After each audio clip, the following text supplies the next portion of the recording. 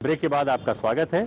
आइए नरेश अग्रवाल जी से हम अपनी चर्चा आगे बढ़ाते हैं। नरेश जी, मोदी खुद भी कहते हैं कि वो आंधी हैं और वो कह रहे हैं कि बीजेपी की आंधी चल रही है। उत्तर प्रदेश में बीजेपी के मुकाबले में कौन खड़ा है? देखिए, उत्तर प्रदेश में बीजेपी है ही नहीं, उनका कहीं जनाधार नहीं है। लोग ने, मीडिया ने मोदी को एक तरीके से खड़ा कर दिया। इसके पहले मीडिया ने अन्ना हजारे को भी खड़ा किया था। लोगों ने कह दिया कि देश में दूसरा गांधी पैदा हो गया, जबकि महात्मा गांधी जी का त्याग और अन्ना हजारे में जमीन आसमान का अंतर है। ऐसे ही आज मीडिया ने नरेंद्र मोदी को खड़ा कर दिया। ऐसा लगता है नरेंद्र मोदी के बिना देश चलेगा नहीं, देश में हर व्यक्ति को नरेंद्र मोदी की जरूरत है। लेकिन ऐसा है नहीं कहीं उत्तर प्रदेश। वास्तविकता धरातल पर कुछ और है। मोदी, देखिए, दल किसी व्यक्ति को सफल तब बनाता है दल जब दल में और भी नेता तो उनकी बात को। उत्तर प्रदेश में भाजपा शून्य है, यहाँ नेता है, कार्यकर्ता है नहीं। यही कांग्रेस और भाजपा दोनों की है। जो सर्वे आ रहे हैं वो लगभग 10 से 11% का स्विंग दिखा रहे हैं, देखिए, बीजेपी के पक्ष में। इतने चुनाव में सर्वे देखे और रिजल्ट उसके उल्टे आया। चुनाव भी समाजवादी पार्टी कहाँ बहुमत दे रहे थे, लेकिन पूर्ण बहुमत है। उसके पहले मायावती जी को भी आप पूर्ण बहुमत नहीं दे रहे थे। पूर्ण बहुमत आपके कहने का मतलब है कि जो आंधी दिखाई दे रही है वो परसेप्शन है, रियलिटी नहीं। देश का सारा पूंजीपति मोदी के साथ है, आम जनता तीसरे मोर्चे के साथ है। ये देश की सही स्थिति है। हम तीसरे मोर्चे पे भी बात करेंगे, लेकिन अभी मोदी की सियासत और बीजेपी की सियासत पे आपसे बात करेंगे कि अटल दौर में जो एक बीजेपी ने एक उदारवादी चेहरा बनाया था, या कह सकते हैं कि उदारवादी, लोग कहते हैं कि मुखौटा पहना था, अब बीजेपी ने उसको उतार दिया है। एक हार्ड लाइन अप्रोच फिर से अडॉप्ट की है। तो आने वाले दौर में आपको उत्तर प्रदेश के अंदर, जहां आप देख ही चुके हैं कि माहौल कैसा है इस समय, किस तरह का राजनीतिक माहौल और किस तरीके का एक पोलराइजेशन जो है आपको दिखाई देता है? देखिए, बहुत देश में बड़े बड़े डाकू हुए और फिर उन्होंने छोड़ दिया और उन्होंने कहा कि नहीं, हम अब आम आदमी हो रहे हैं। लेकिन क्या जनता ने उनको स्वीकार किया? आप 100 कत्ल कर दे और उसके बाद सोचे कि अब हम बगला भगत हो गए, अब हम कुछ नहीं करेंगे, अब हम बस नेता हो गए।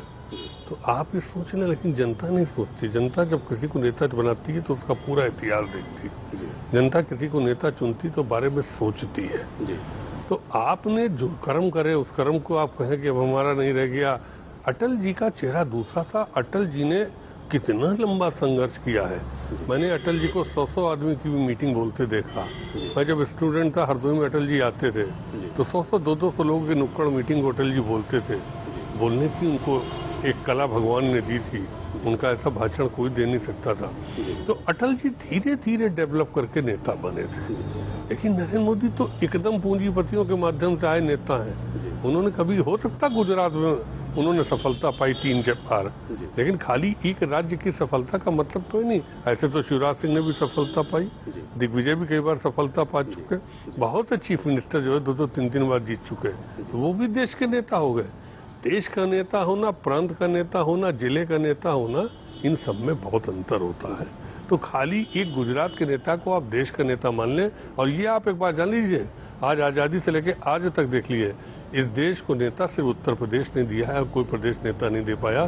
जो भी नेतृत्व मिला राजनीतिक पद तो हो सकता है और राज्यों को चले गए हों, लेकिन नेता उत्तर प्रदेश आज भी, अगर नेहरू परिवार कांग्रेस में नेता बनाया था तो उत्तर प्रदेश का है। अटल जी भी नेता बने तब उत्तर प्रदेश से बने। आप देख लीजिए, देश के अधिकांश प्रधानमंत्री उत्तर प्रदेश के।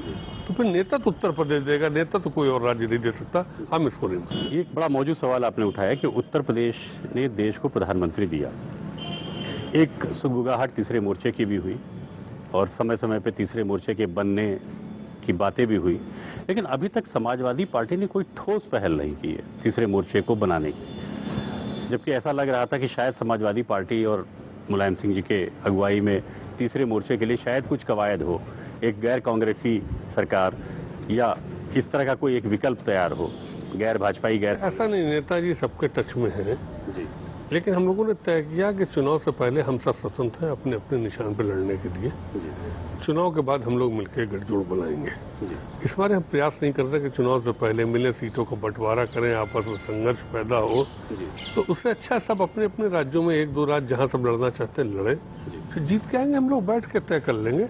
उसमें कोई अंतर नहीं पड़ता पहले या बाद में, लेकिन इस पे सहमत है कि तीसरा मोर्चा बनेगा। आपकी पार्टी चंद्रबाबू नायडू के भी संपर्क में है, वो तो एनडीए में जाते हुए दिख रहे हैं। तो नरेंद्र मोदी के साथ जा रहे हैं। अभी आप ये देखे रहिएगा कि राजनीति में जब पार्लियामेंट की शुरुआत होगी तब तक बहुत समीकरण बनेंगे, बहुत बिगड़ेंगे, लोग अपना अपना देख रहे हैं। तो अभी से जोड़ लेना कि ये था हमारे साथ क्यों रही है, बहुत एनडीए के साथ रहेंगे चले जाएंगे, बहुत यूपीए के साथ थे चले जाएंगे, नए मिलेंगे पुराने हटेंगे, ये सब समीकरण चलेंगे। तो अभी बहुत जल्दी है, इसको तो जनवरी से इस पे लोग सीरियस होंगे जाके, जब इन राज्यों कुछ 5 राज्यों को चुनाव खत्म होंगे और जनवरी से देश के चुनाव की एक लोग गंभीरता से लेना शुरू करेगा। और मैं समझता हूँ कि आचार संहिता लगने के बाद इसका स्वरूप आपको दिखने लगेगा। देश में भाजपा के सीटों का आंकड़ा आप कहां देखते हैं और प्रदेश में?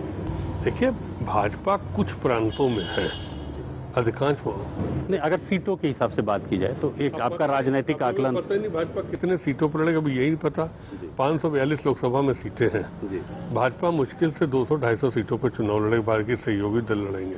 तो 250 सीट पर चुनाव लड़ने वाला व्यक्ति सोचे कि देश में हम प्रधानमंत्री बन जाएंगे, हमारा बहुमत आ जाएगा, ये तो कभी नहीं हुआ कि 100% कोई दल जीत गया। तो पता नहीं ये दिव्य सपने कैसे देखने लगे, कौन गणित लगा रहा है। मैं नहीं, आपकी गणित क्या कहती है? नहीं, हम अभी कुछ नहीं कह सकते हैं अभी तो। लेकिन कम से कम आप समाजवादी पार्टी के लिए तो कुछ कह सकते हैं कि उत्तर प्रदेश में उसका आंकड़ा क्या होगा? हाँ, हम लोग भी 45 से 50 सीटें मान के चल रहे हैं, हम जीत के जाएंगे। तो मतलब भाजपा को रोकने का पूरा जिम्मा आप मतलब पूरा आज तक भी रोका तो समाजवादी पार्टी ने रोका, आगे भी समाजवादी पार्टी रोकेगी। और नेताजी का एक कृत संकल्प है, चाहे हमको जितना नुकसान करना पड़े, लेकिन हम सांप्रदायिक शक्तियों को देश में हावी नहीं। ठीक है, इसके लिए क्या कोई समझौता, किन्हीं दलों से तालमेल? देखिए, ये सब ऐसे प्रश्न हैं जिनका खुलासा अभी नहीं किया जा सकता। राजनीति में अगर सभी कुछ खुलासा कर लेंगे तो फिर अंदर छुपा हुआ क्या रहेगा, रणनीति कब बनाएंगे, बहुत सी चीजें होती है जो रणनीति के तहत होती है, उनको हम खुलासा नहीं कर सकते। अभी हम लेंगे एक छोटा सा ब्रेक, और ब्रेक से लौटेंगे तो नरेश अग्रवाल जी से पूछेंगे कि उन्हें गुस्सा क्यों आता है।